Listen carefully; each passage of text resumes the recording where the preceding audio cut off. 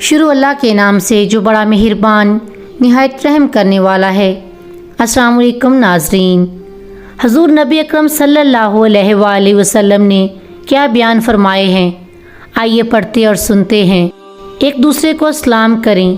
ان سے ملاقات کرنے جائیں، ان کے پاس اٹھنے بیٹھنے کا معمول بنائیں، ان سے بات چیت کریں، ان کے ساتھ لطف اور مہربانی سے پیش آئیں، ایک دوسرے کو ہدیہ اور تحفہ دیا کریں، اگر وہ دعوت دیں تو قبول کریں، اگر وہ مہمان بن کر آئیں تو ان کی ضیافت کریں، انہیں اپنی دعاؤں میں یاد رکھیں، بڑے ہیں تو ان کی عزت کریں، چھوٹے ہوں تو ان پر شفقت کریں، ان کی خوشی اور غم میں شریک ہوں، اگر ان کو کسی بات میں اعانت درکار ہو تو اس کام میں ان کی مدد کریں، ایک دوسرے کے خیر خواہ بنیں، اگر وہ نصیحت طلب کریں تو انہیں نصیحت کریں، ایک دوسرے سے مشورہ کریں،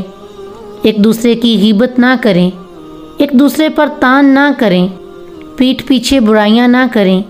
چغلی نہ کریں، الٹے اور غلط نام نہ رکھیں، عیب نہ نکالیں، ایک دوسرے کی تکلیفوں کو دور کریں، ایک دوسرے پر رحم کھائیں، دوسروں کو تکلیف دے کر مزہ نہ اٹھائیں، ناجائز مقابلہ نہ کریں، مقابلہ کر کے کسی کو گرانا بری عادت ہے، اس سے ناشکری کے اسباب پیدا ہوتے ہیں۔ نیکیوں میں سبقت اور تلفظ جائز ہے،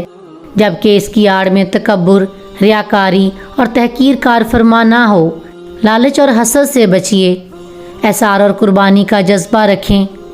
اپنے سے زیادہ آگے والے کا خیال رکھیں، مذاق میں بھی کسی کو تکلیف نہ دیں، نفع بخش بننے کی کوشش کریں،